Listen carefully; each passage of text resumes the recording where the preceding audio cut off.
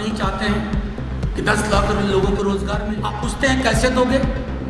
4.5 लाख तो उपलब्ध रिक्तियां हैं आपके ही फाइलों के अनुसार। सरकार बदलते ही बिहार वासियों के एक एक पैसे का हिसाब होगा, ये मैं कहना चाहता हूं आपके माध्यम से।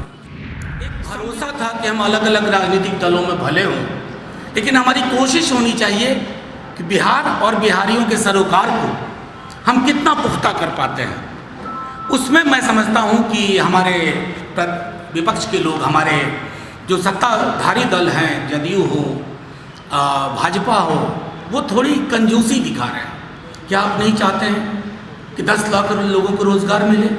आप पूछते हैं कैसे दोगे?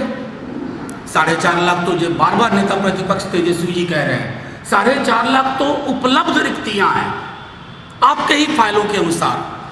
और अगर मैं रेशियो लूं, अनुपात लूं, चाहे डॉक्टर पेशेंट का हो, नर्स पेशेंट का हो, स्टूडेंट टीचर का हो, पुलिस कांस्टेबल और आबादी का हो, और वगैरह वगैरह सारी चीज़ों को जोड़ दूं तो वो तकरीबन 5,60,000 होता है। तो वो आंकड़ा 10 लाख से ऊपर का है।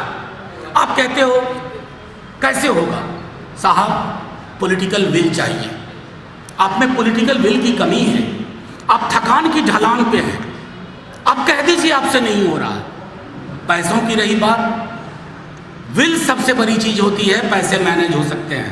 60 घोटाले हुए हैं, 30,000 करोड़ तो वहीं अटका हुआ है। एक एक को निकालेंगे तो क्या क्या नहीं हो जाएगा, और सब निकलेगा। दुर्भावना से नहीं कह रहा हूं, सरकार बदलते ही बिहार वासियों के एक एक पैसे का हिसाब होगा, ये मैं कहना चाहता हूं आपके माध्यम से। संविदा से बिहार के रोजगार और बिहार के कर्मी मुक्त हों, क्या आप नहीं चाहते? क्या भाजपा जदयू के लोग, क्योंकि संविदा में अनिश्चितता होती है। कोई भी व्यक्ति जो नौकरी करता है वो अनिश्चितता के अंधेरे में नहीं रहना चाहता, वो निश्चिंत होना चाहता है। आप क्या चाहते हैं वो ना हो। समान काम का समान वेतन, नेता प्रतिपक्ष ने संकल्प में भी कहा सारे गठबंधन दलों के साथ। क्या आप नहीं चाहते हैं? जब आप इस तरह की बातें करते हैं तो आपकी राजनीति नकारात्मक नजर आती है, और नकारात्मक राजनीति मैं समझता हूं बिहार को नहीं चाहिए। बीते दिनों नेता प्रतिपक्ष तेजस्वी जी ने कहा कि हर राज्य में हम कर्पूरी श्रमवीर सहायता केंद्र खोलेंगे। अब आप पूछिए कि उन्होंने ऐसा क्यों कहा? हम आप सब ने, आपके टेलीविजन चैनल्स ने, वीडियो प्लेटफॉर्म ने, डिजिटल प्लेटफॉर्म ने दिखाया हमारे मजदूर भाइयों की पीड़ा। सड़क पर बिखर रही थी, सूटकेस पे बच्चा चल रहा था, खाली पैर छाले पड़ गए, अपहरण, फिरौती। आंकड़े दिखाऊं? मैं अपने आंकड़े नहीं बता रहा, एनसीआरबी का डेटा लीजिए, सामने रखिए ना आंकड़े। बिहार वासी जानते हैं। मुजफ्फरपुर की बच्चियों की चित्कार आप भूल गए, उनकी करा भूल गए। अरे चुनाव अपनी जगह, कम से कम ये तो तय होना चाहिए, क्योंकि मानवता को शर्मसार करने वाली ये घटना बिहार में पहले कभी नहीं हुई। और जिन लोग गुनहगार थे उसके, वो सब आपके पोषे पाले हुए लोग हैं। उनको आपने संरक्षण दिया, और आज भी उस संरक्षण के बदले आप ये नहीं कह रहे हैं मैंने गलत लोगों का संरक्षण दिया। सृजन घोटाला, क्राइम के बाद करप्शन पे आइए। 55-60 घोटाले हैं। इतनी लंबी फहरिस्त है कि प्रेस कॉन्फ्रेंस खत्म हो जाए 2 घंटे लग जाएंगे। एक एक चीज का घोटाला, शौचालय, फसल से लेकर के शौचालय तक। सृजन घोटाला, एक अभियुक्त पकड़ा नहीं गया है। यह सुशासन की सरकार है। अभियुक्त फेसबुक लाइव कर रहा है, यह सुशासन की सरकार है। अभियुक्त आपके संरक्षण में चुनाव प्रचार में है, यह सुशासन की सरकार है। किसको बरगला रहे हैं माननीय नीतीश कुमार जी?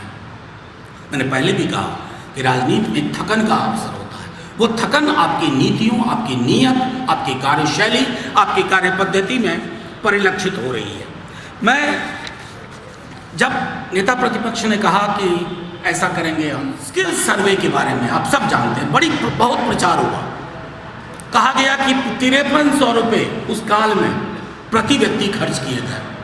मैं तो माफी के साथ कहता हूँ 300 रुपये भी खर्च नहीं हुए। ये पैसे कहाँ गए? कौन लीन गया?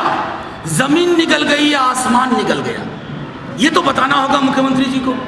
आज नहीं बताएंगे, कल तो हम पूछेंगे, बहुत प्यार से पूछेंगे। जल जीवन हरियाली बहुत अच्छा।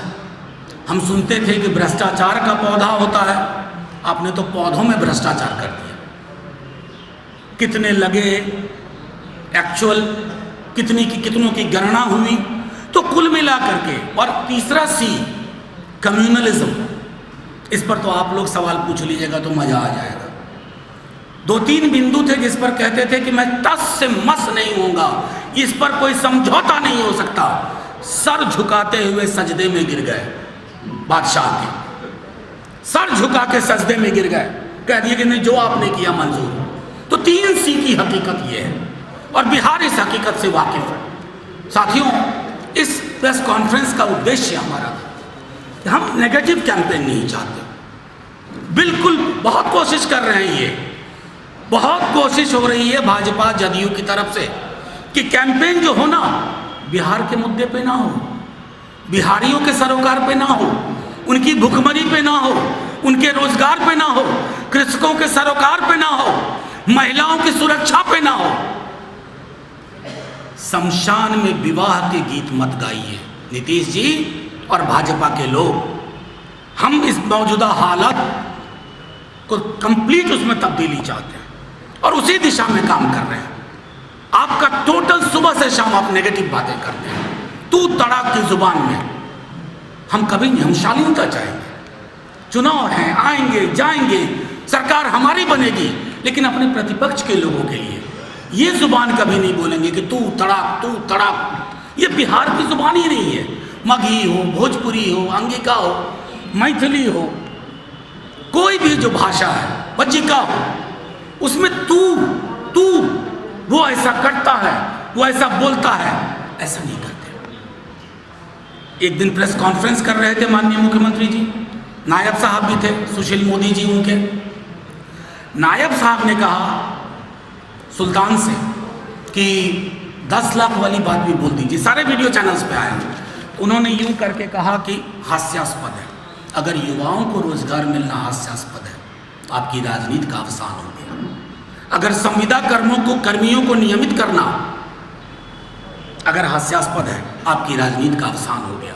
अगर आशा कर्मी, रसोइया, जीविका, स्वयं सहायता समूह, उनको एक रेगुलर नियमित स्केल में लाने की बात, स्थायी करने की बात है, अगर आपको ये हास्यास्पद लगता है तो आपकी राजनीति हास्यास्पद हो गई है।